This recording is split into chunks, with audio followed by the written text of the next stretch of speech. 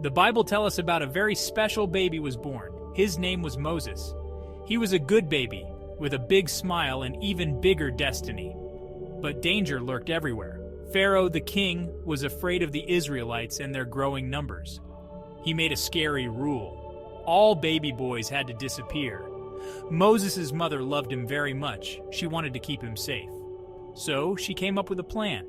She wove a beautiful basket, strong and waterproof. She kissed her baby and gently placed him inside. With a heavy heart, she set the basket adrift in the reeds by the riverbank. Could this really work? Little did she know, a princess was about to take a walk by the river. What would she find? A tiny baby waiting to be rescued. And that, my friends, is where our adventure begins. Moses grew up big and strong. He learned about his people, the Israelites. They were forced to work very hard for Pharaoh. They were tired and sad. They wanted to be free. One day, I saw something terrible. An Egyptian guard was being mean to an Israelite. I knew this was wrong. I had to help. But in doing so, he had to flee Egypt. Moses walked for many days. He found a new home and started a new life. But he never forgot his people. He became a shepherd, tending flocks. He believed in the only true God, the one who was and the one who is to come. He always prayed to God, King of Kings and Lord of Lords. One day Moses saw a burning bush. It was amazing. The bush was on fire, but it wasn't burning up. And then he heard a voice. It was God speaking to him. God told me to go back to Egypt. I had a very important job for me. I had to set my people free. I was scared, but I found my strength in God. I knew I had to listen to God. So he traveled back to Egypt and stood up to Pharaoh. God has said, let my people go. Who are you to tell me what to do?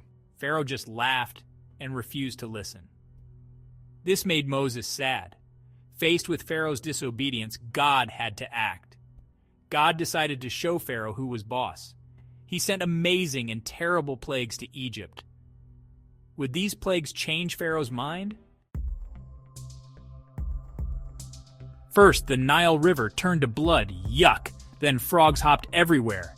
Eek, lice, flies, and boils covered the land. The Egyptians were going crazy, but still Pharaoh refused to listen. Then darkness fell over Egypt. It was dark as night for days. People were scared. Still, Pharaoh's heart was cold. He wouldn't let the Israelites go. God sent a final plague, a terrible plague of death. But God offered a way out. He told the Israelites to mark their doors with lamb's blood. The angel of death would pass over those houses. Pharaoh, blinded by anger, still refused to relent. The plague struck Egypt, leaving Pharaoh devastated. Finally, he agreed to let the Israelites go. Moses, a true leader, led his people out of Egypt. But Pharaoh, his heart still full of anger, chased after them with his army. The Israelites were trapped between Pharaoh's army and the Red Sea. What would they do? Moses raised his staff. The sea split in two, creating a path through the water. The Israelites walked through the sea on dry land. When Pharaoh and his army tried to follow, the waters crashed down, washing them away. The Israelites were free at last. After their escape, Moses led the Israelites to a special mountain. It was there that God gave Moses the 10 Commandments. These were special rules to live by. They were like a guide to being a good friend and a good person. The first commandment taught people to believe in God. The second reminded them not to worship statues or idols. The third taught them to respect God's name. The fourth was about remembering the Sabbath, a special day of rest. The other commandments were about being kind and respectful to others.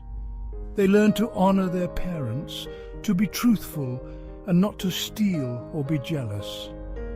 These rules were a gift from God, a way to live together in peace and harmony.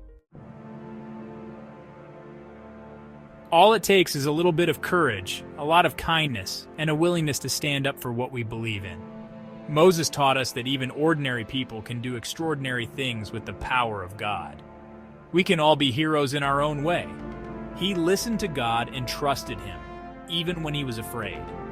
He led his people to freedom with courage and kindness. Moses was a true servant of God, meek and humble. He stood up for what was right through his faith and communion with God. Remember the story of Moses. Remember obedience to God and his unwavering faith in him. Let his story inspire you to be the best version of yourself through faith in Jesus. The Israelites were free. They had escaped from slavery and were free to start new lives. They danced and sang, celebrating their freedom. They thanked God for protecting them and for sending Moses to lead them.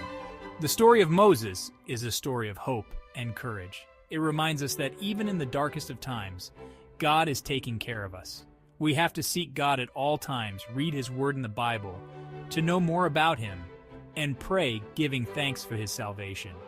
And when we finally reach freedom, we should celebrate. Let's sing and dance like the Israelites, remembering the journey and looking forward to a brighter future, having our eyes fixed in the eternal on Jesus. The story of Moses is a reminder that true freedom is found when we give our lives to God.